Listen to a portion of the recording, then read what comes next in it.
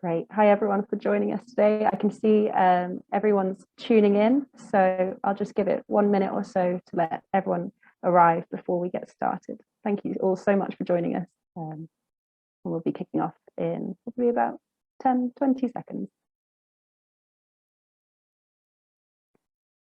Just while we wait for everyone to arrive, I may as well run through a little bit of housekeeping as everyone tunes in.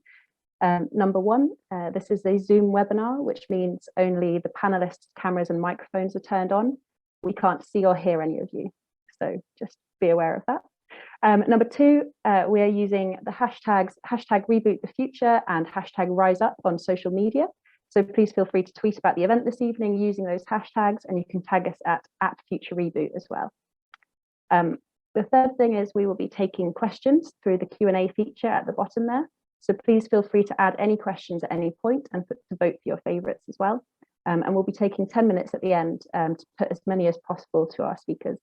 And then fourth, do also use the chat function to say hi and introduce yourselves. I can see already a couple of people are doing that. We'd love to know who you are, where you're calling in from. And yeah, so that would be fantastic. Make sure you're addressing it to all attendees and all panelists so we can all say hi. So I'd just like to start by saying thank you to all of you for joining us today. We know that it's been a tough year for teachers, so thank you all so much for joining us for the next hour and 15 minutes. For those of you who don't know me, my name is Holly and I'm Education Lead at Reboot the Future. Reboot the Future is a small foundation. It was co-founded by our chair, Kim Pullman, in 2018, with the vision of a compassionate and sustainable world powered by conversation and connection. The principle underpinning our work is a modern day version of the golden rule: to treat others and the planet as you would wish to be treated. It's an ethos which has been around for over 3,000 years, appearing across communities and societies all over the world.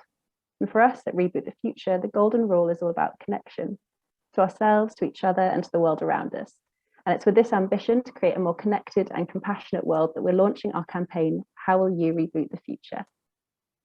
The aim of this campaign and the 5 short films which sit at the heart of it is to inspire new conversations on the climate crisis and support young people to take action. Today, we're releasing a set of teaching resources for secondary school students alongside a new ebook by Jonathon Porritt called Rise Up to Reboot the Future and our series of short films. The 5 films, collectively titled Rise Up, are each told from the perspective of different young people who, over the next 5 years, each in their own way, help to bring about a more compassionate and sustainable future. I just want to take a moment now to thank all of the incredible cast and crew who worked on these films in exceptionally difficult circumstances, navigating lockdowns, remote working, and all sorts of complications thrown up by COVID-19. Everyone involved has done a remarkable job of creating these films, and we're incredibly proud of and grateful to all of you. Special thanks to the film's producer, Becky Birchall, and screenwriter, Beth Flintoff, as well as director Sophie, who's on our panel today. And that seems like a good moment to introduce Sophie and the rest of today's speakers. So Sophie Austin is a theatre and film director based in London. She's creative director at SHH Productions, a female-led film production company, and creative associate at the international arts organisation Dash Arts. Sophie's work is currently focused on telling essential and hope-filled stories that bond us to the environment and allow us to embrace our connections to the natural world. We're also joined today by Paul Turner, a geography teacher for 10 years who now commits his time to climate change education and teacher training. Working as the Air Quality Schools Officer for Sustrans, running workshops on air and helping to set up school streets, Paul spends the rest of his time writing teaching resources for a variety of organisations and working as a tutor for Aim High, the free online nature-first curiosity-powered school. Anthony Bennett is CEO for Reboot the Future. After studying environmental art at Glasgow School of Art, his professional career has been across the environmental, cultural, and educational sectors. He believes that a sustainable world is only possible through the integration of these 3 specialisms, using the golden rule as a common lens. Nyeleti Brauer Maxaiea, sorry, I did try and practice that, is a 6th form student and co-founder of the Choked Up campaign, a youth-led campaign seeking to enshrine the right to breathe clean air in UK law. Dominique Palmer is a climate justice activist in England. She is an organiser within Fridays for Future International and the launch coordinator for Climate Live. She's been featured in Forbes 100 UK environmentalists list for her work. And lastly, but by no means least, Jonathon Porritt, founder director of Forum for the Future, is a veteran campaigner and eminent writer, broadcaster, and commentator on sustainable development. The focus for much of his work over the last couple of years has been supporting young people in their campaigns around climate change.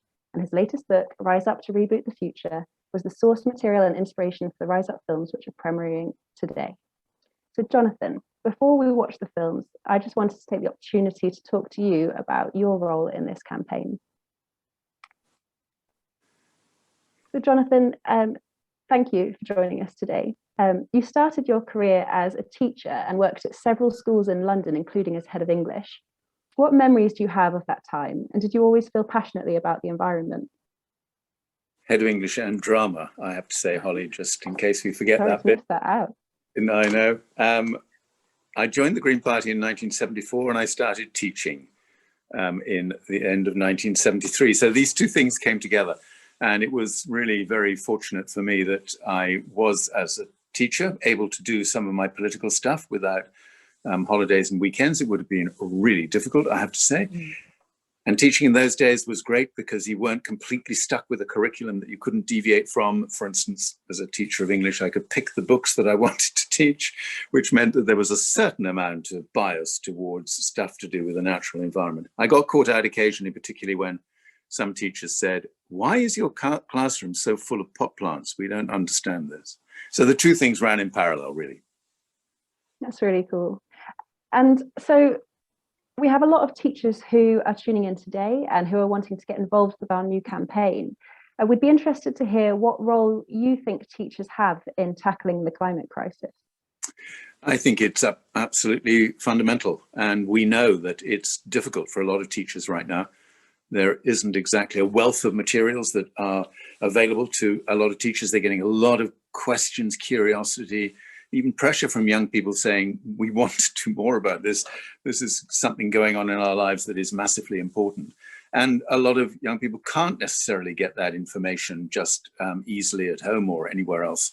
So teachers have a critical role to play, and a difficult role, because they're on the front line of this. They're the people who have to balance the kind of recognition of just how bad it is out there, just how fast things are changing in terms of the climate, and balance that with a sense of hope and possibility and agency for young people.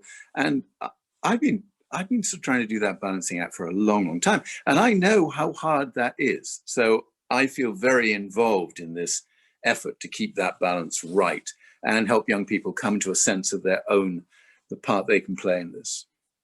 Yeah, this is the thing, isn't it? It's trying to help teachers to get this balance and Absolutely. To work out how they can possibly do it and everything else on top of what they're asked to do. Exactly, yeah. So after working as a teacher, you went on to become director of Friends of the Earth, co-chair of the Green Party. You set up Forum for the Future, advising some of the biggest multinationals in the world on their sustainability practices. And you've written countless articles and books on environmental issues.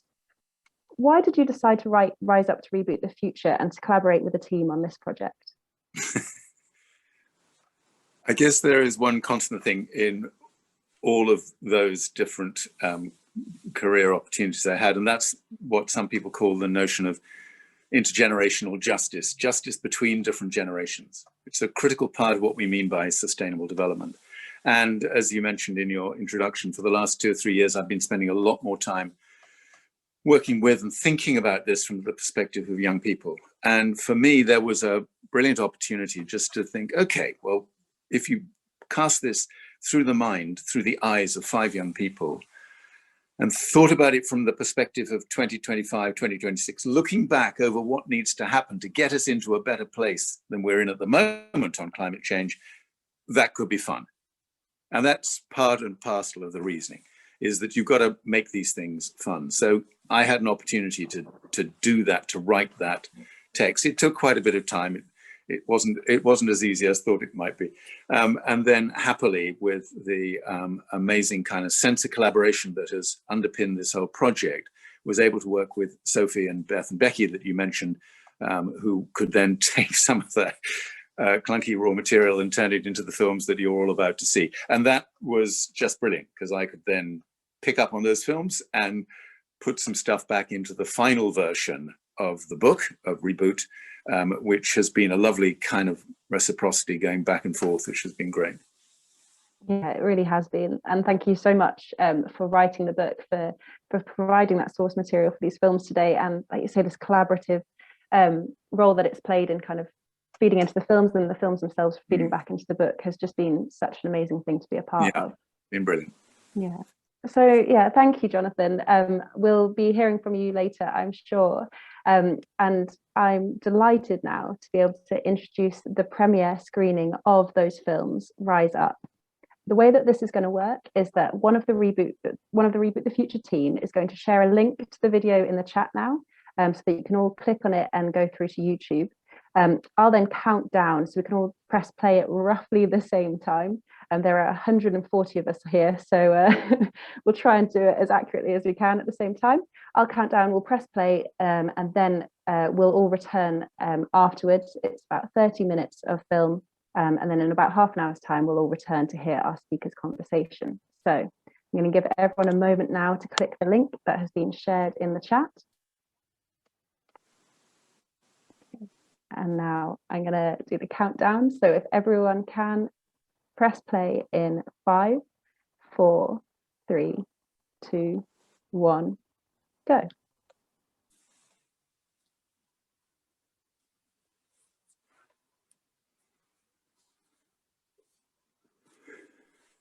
Okay, so I think for most people, the films are finished. For a few, there may still be the credits rolling, but welcome back. I hope you all enjoyed that as much as I did.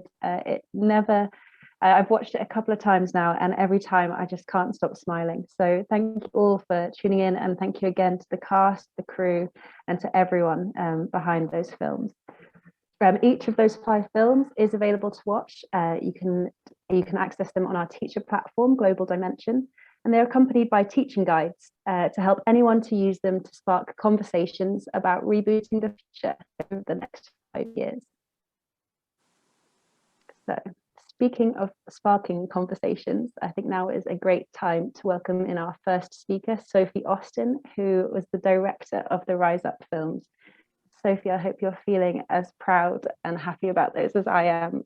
You really should feel very, very proud. Thank you, and thank you for all your amazing comments that are just flooding in. It's sort of incredibly overwhelming, but extremely privileged to share them with you all. Thank you. So, Sophie, what drew you to get involved with this project, and why do you think it's important to be having these conversations now with young people? Well, I got involved because of the amazing Becky Birchall and Beth Flintoff, the team that I worked on with Jonathon to do The World We Made, which is a play that we worked on a couple of years ago. And obviously because of Jonathon, Becky introduced me to Jonathon's work, and it was the first time that I'd read something that actually offered hope and gave me some sort of feeling that other people were doing things and there was stuff going on that I didn't know about. I was probably not massively connected with the environmental movement, and I just assumed it was all terrible doom and gloom until I discovered Jonathon's work. So Becky and Beth and Jonathon, we all came together to do a play together that was going to tour last year and obviously didn't. And then Jonathon wrote to us, Becky, Beth and I, and said, look, why don't we make a film? I'm going to write this book and I think you could turn it into a film. And there was a talk about doing it on TikTok, and we were like, no, that's not really us. We couldn't really do that. But then conversation developed. Reboot, where you were all very impressive in terms of committing us to doing it, and we did. And I guess for me, the most important reason for doing it was that it was going to be reaching young people and telling young people that there is hope. And it was going to be about speaking to them directly, and not via different mediums, but going into their classrooms, working with their teachers to talk to them and to spark conversations, not to tell them the way it is, not to document something that's already happened, but to offer a fundamental view of the world that was different from what we often hear in the media. So that's why I got involved. That's great. So according to recent research from youth-led campaigners Teach the Future, only 14% of teachers say that climate change is mentioned in arts subjects. What do you think the role of the arts is in addressing the climate crisis, particularly with young people?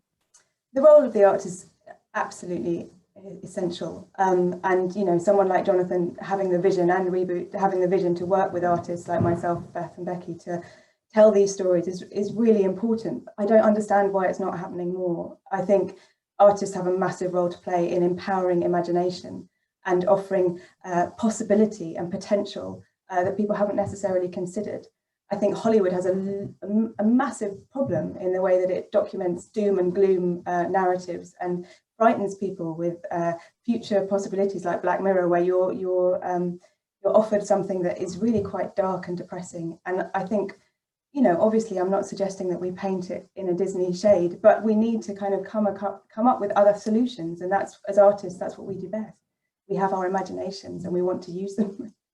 Absolutely. I've just seen come up in the comments there, if you can see it, you can be it. And I think what you're saying is exactly that. Yeah. It was fundamental for me. That line is so important, especially in terms of the diversity of the characters as well. I think that's absolutely fundamental, that we, you know, we show everybody can be involved in this movement. And so sort of speaking of that, what hope do these particular stories offer to today's young people that maybe they might not have seen before? That it's for everybody, that anybody can get involved, that everybody, it affects us all.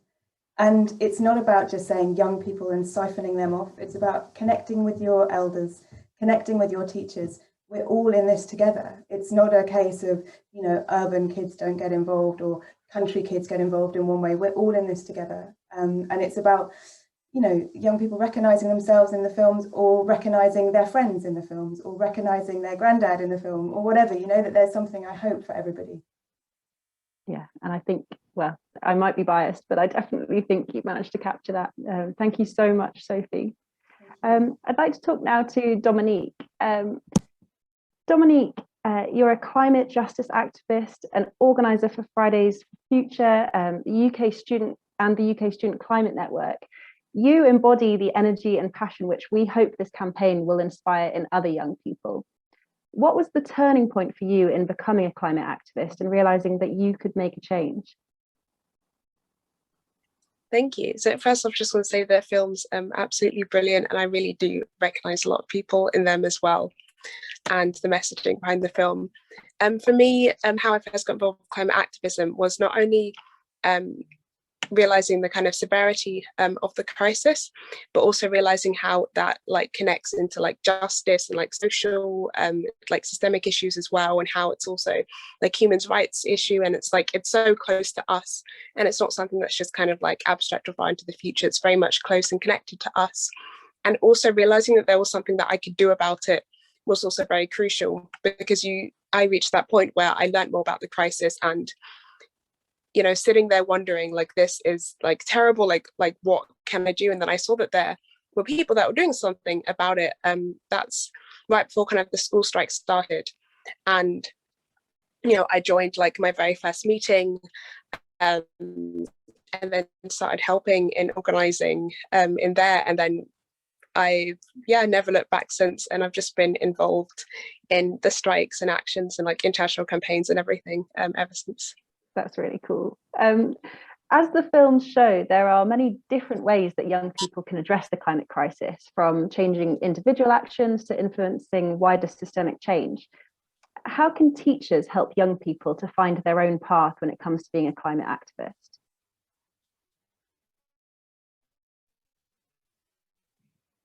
I think teachers also play a really important role in that as well, in that this is a movement, and that was mentioned before, and that, you know, we need everyone, and everyone has like their different roles to play. And I think for teachers, one thing that you can do is really supporting your students in this, and you know, some of the resources that this campaign is like launching, and also, for example, like when your students are going on like climate strikes or whatnot, you know, there've been cases where schools aren't always so supportive, and sometimes that can really it's really disheartening for young people, and if that's one of the only ways they can use their voice, a lot of them feel like. And so supporting them in that way, and really kind of like uplifting and empowering students in that they do have, as was in the film, they have more power than they realize. Like everyone has power as an individual to join this movement. And sometimes there are a lot of students who don't have that that confidence or don't believe that they can do anything. And so it's also about empowering them in that situation, which is really important as well. And also like kind of supporting initiatives and things to put like climate education, like the climate crisis education, like kind of at the forefront as well. Yeah, that makes a lot of sense. My final question for you is sort of one of the issues you've spoken about as an activist of colour is the link between climate change and anti-racism. Can you provide any advice to teachers who might want to approach these issues together? So yeah, my advice to teachers who want to approach this, I think, yeah, it's really important to present it as that it's like when it comes to the climate crisis, it's so interlinked to those different issues. And you can also like bring it and right onto like the students' doorsteps, for example, when it comes to like certain areas that you might teach in, because you can kind of teach about the global aspect of it and the global inequality aspect of it as well. But also, for example, if you're a teacher in, let's say, London, and you're in an area that's like one of the most polluted areas in London, a lot of these areas mainly Black and brown communities live in, and that's same with the case all across the UK as well. So just an example like that is like you can really connect it to the students there as well.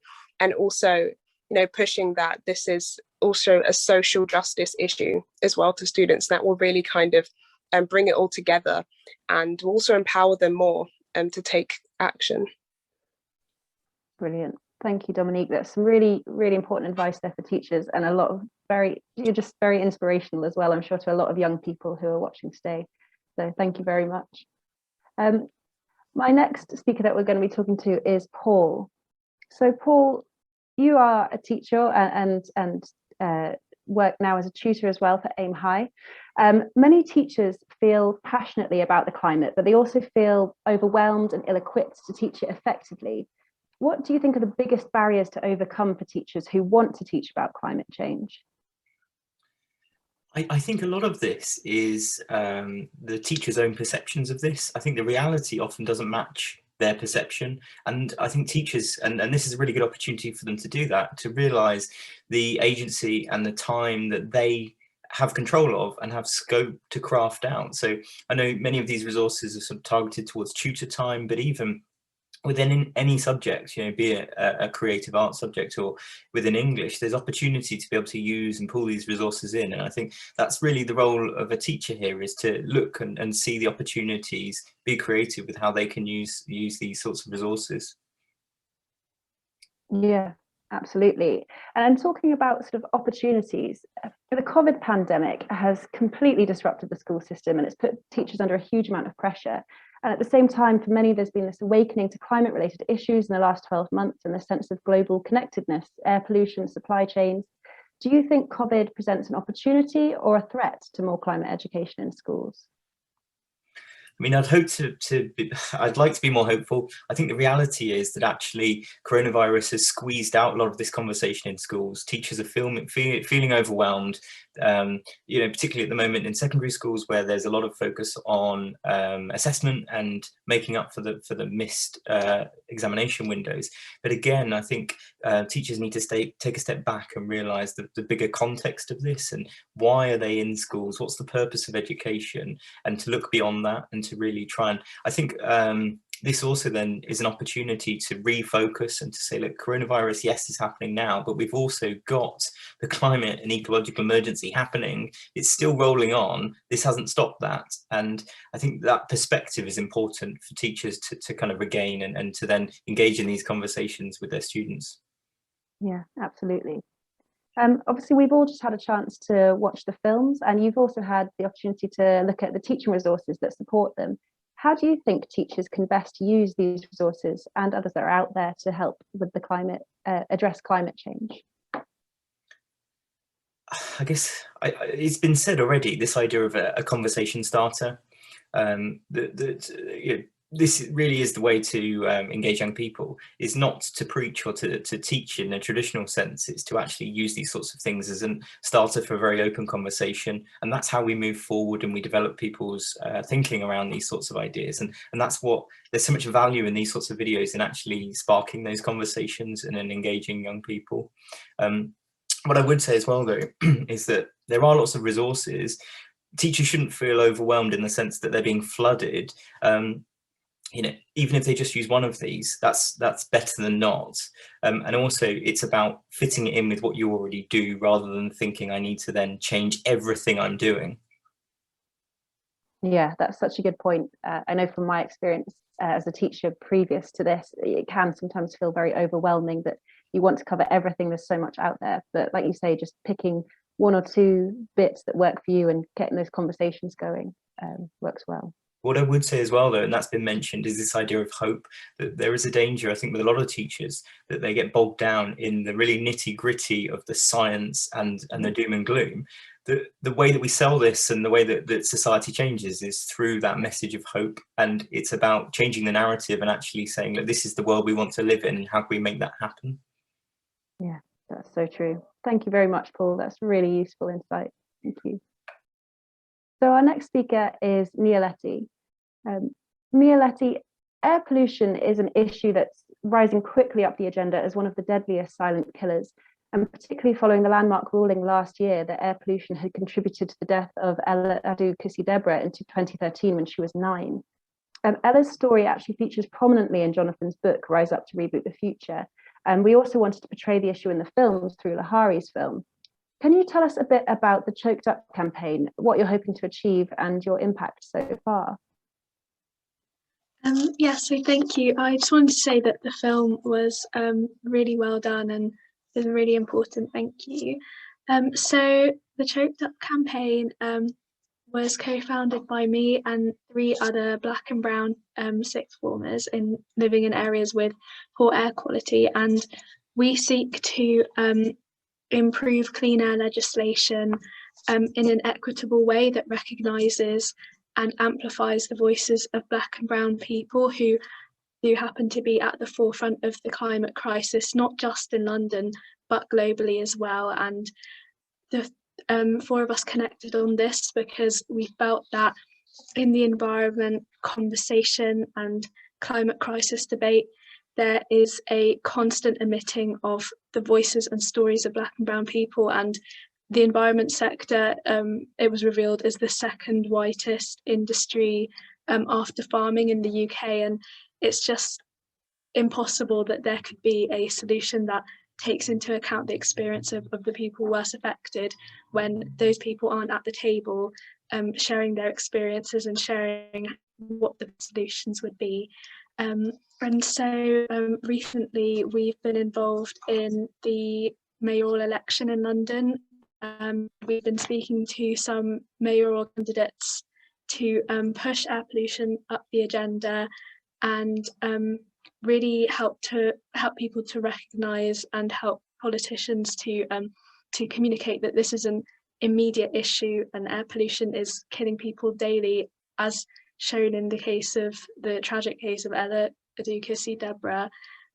It's really something that needs to be taken very seriously. Absolutely. And yeah, thank you so much for stepping up and doing something and trying to raise more awareness about that. What would you say that schools and teachers could be doing to help more young people to rise up and take a stand on these immensely important issues?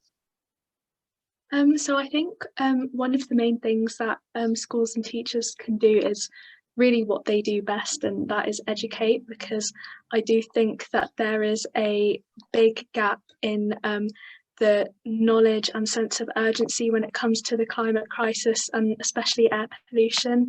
I think there's a tendency for the environment debate to have a reputation of being just about landscapes and the ice caps, which of course it is, and those are all really important things, but it also affects people daily and it is a social justice issue. And I think if that were spelled out and made more clear that was explored more with students, it would resonate and make students feel like they need to take action quickly. That's such a good point. Yeah. Thank you so much, Nyeleti. We're now going to go to our final speaker, Anthony. Anthony, Reboot the Future is founded, as I said earlier, on the principle of the golden rule to treat others and the planet as we would like to be treated.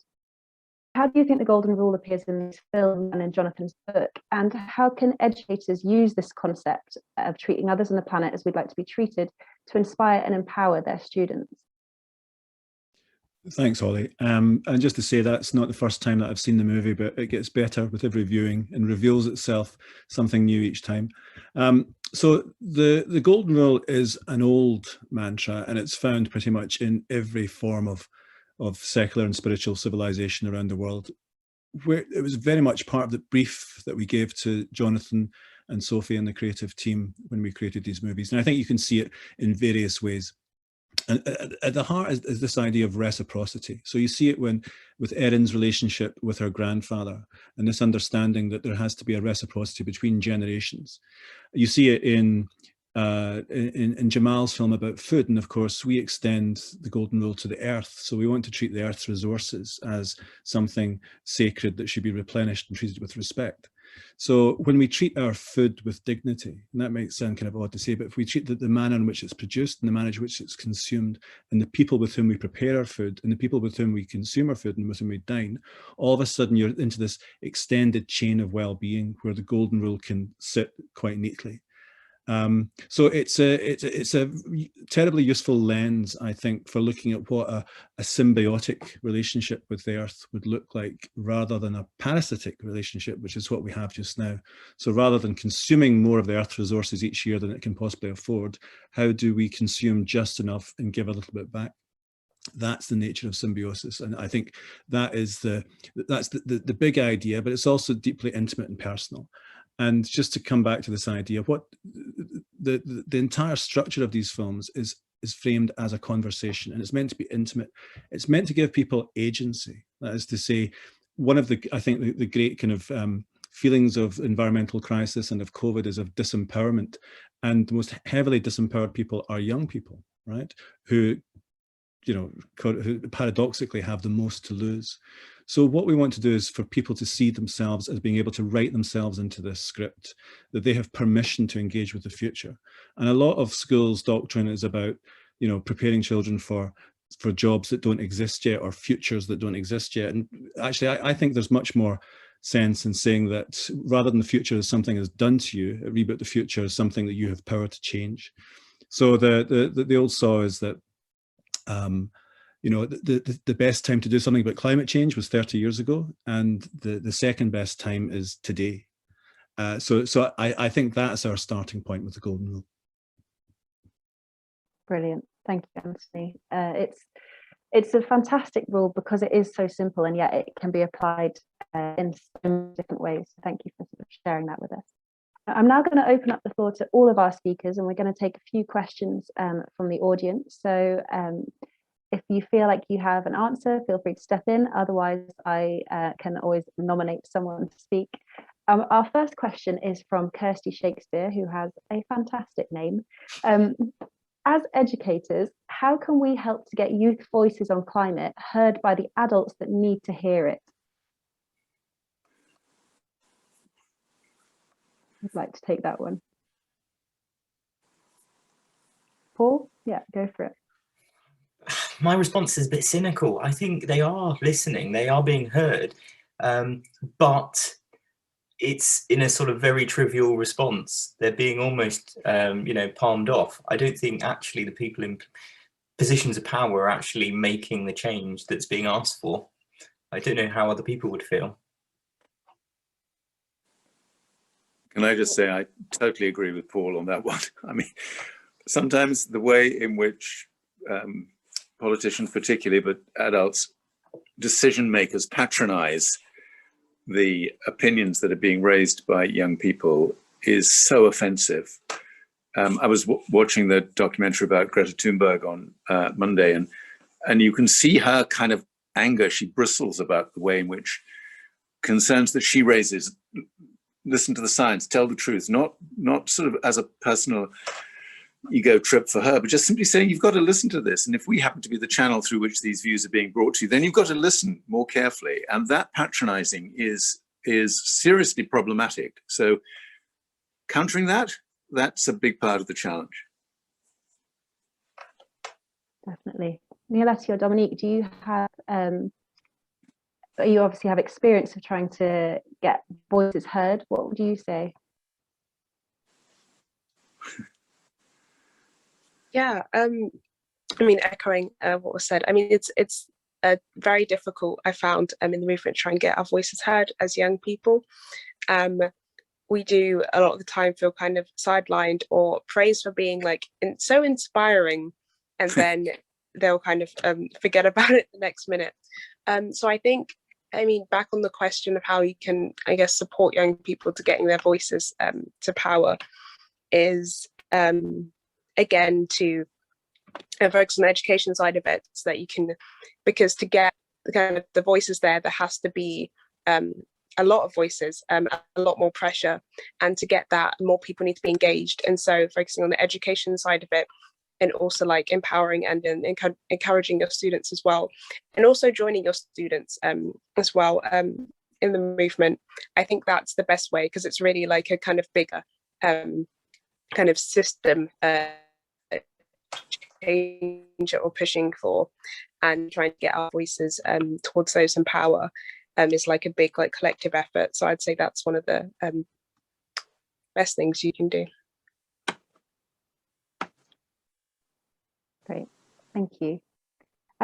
So a slightly different question now then, and one that I'd love to hear from all of you on is, which of the film characters resonated most with each of you, and why was that? Should we start with Sophie? And then...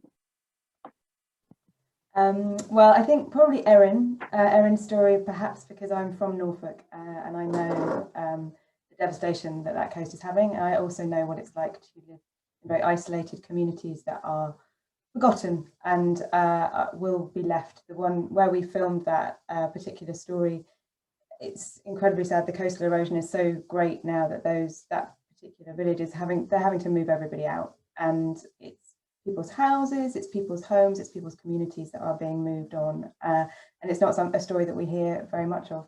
But you know what, I identify with Jay's character a lot as well, not knowing where my role is and who I am until a few years down the line when I'd worked it out. But I think there's something in that story as well. And then of course Tyler, which is he's the storyteller, the ally, the one who lifts people up, the one who allows others' stories and other voices to be heard. Yeah, that's me. Anyone else feel that they particularly resonate with a certain character in the films? I'll hop in there. I think for me, it was actually a bit of a range of characters. I mean, so the air pollution moment, that really hit for me.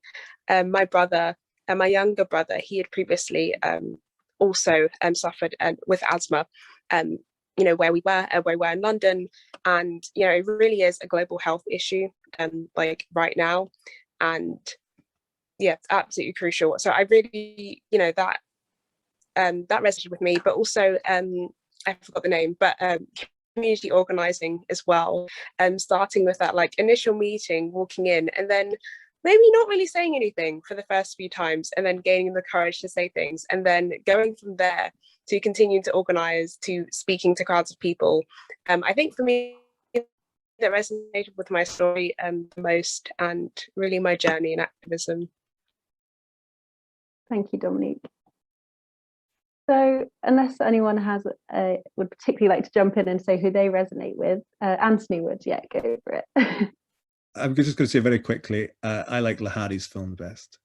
And the reason for that is that the people in that film look like, asthma notwithstanding, they're having the most fun.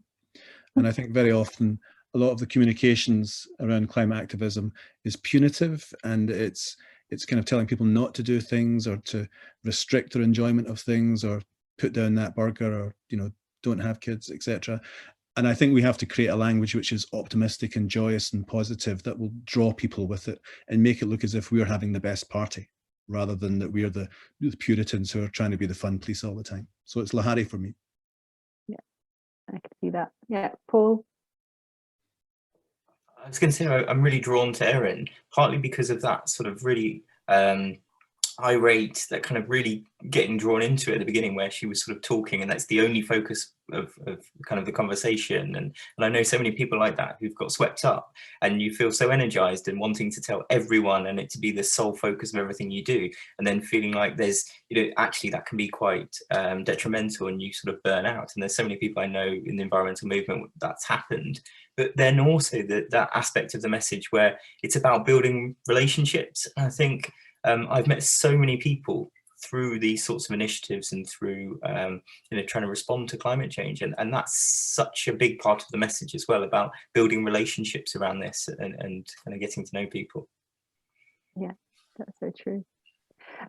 So another question that we've had through in the chat is, how positive do we feel that the UN climate conference, the COP26 in November, will actually create change?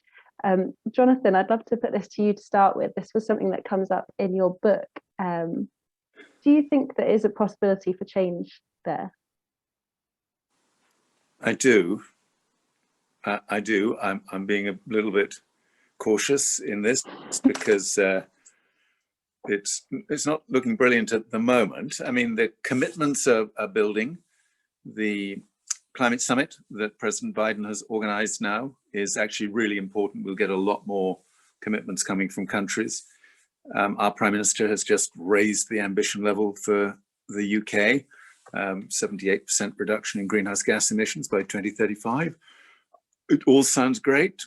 But look, they made all these commitments back in 2015 in Paris. And you all know that in the intervening 6 years, emissions plateaued in 2017 and 2018 for a bit, and then they started going up again. 2020, put that aside because that's pandemic year. Blow me down, I was about to be a lot ruder than that.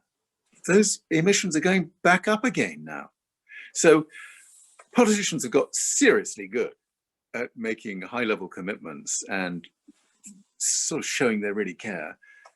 And they're still not doing the heavy lifting, which is to get seriously good at implementing. So I'm reasonably comfortable, but obviously in the book, and this is hinted at in pretty much all of the films, part of the reason to be confident about COP26 in Glasgow is because I think we're going to see a resurgence in young people's activism. Sorry, Dominique, I'm not trying to put any weight of expectation on young climate activists, but the whole premise is that come June, July, August, a lot of young people look around saying, oh God, not again, not another kicking the can down the road story. So that's why I suppose I'm more hopeful than not.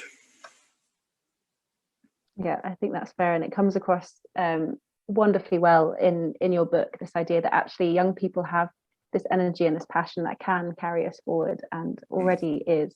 So that's yeah, it's exciting to see, and hopefully it's something that we'll see more and more of. The last question that I'd like to ask, maybe we can hear from one or two of you on this, is what do you hope will have changed in the next 5 years? Each of these films shows us sort of how much can change in 5 years, but what do you hope will have changed? And what are you currently working on to make that a reality?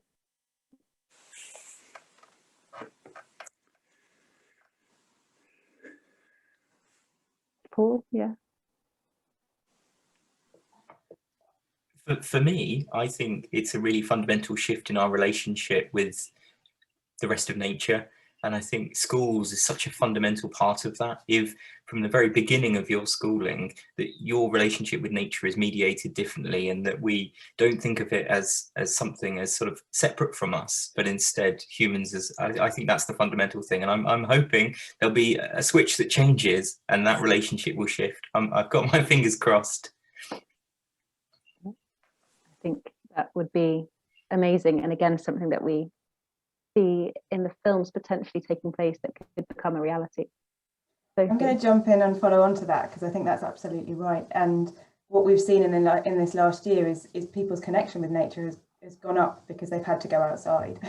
And if we can continue that relationship and keep checking in with ourselves and what our relationship is to nature, it will be fundamentally help us shift our viewpoint about where we are and our relationship and how we manage our relationship with nature. But it comes down to people like me, storytellers, people that are, you know, giving work out there and saying, embrace this natural world. Let's hear from the natural world. Let's hear from the trees. Let's hear from the fungi. Let's hear what's happening for them.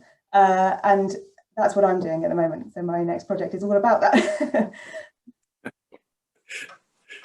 That's great.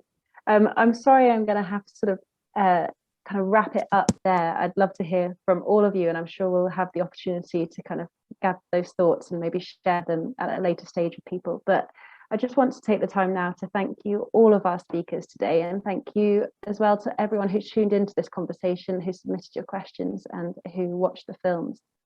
The Rise Up films, teaching resources, and Jonathon's book, Rise Up to Reboot the Future, as well as a companion guide to the book, are all available on the Global Dimension website, which is our teacher platform.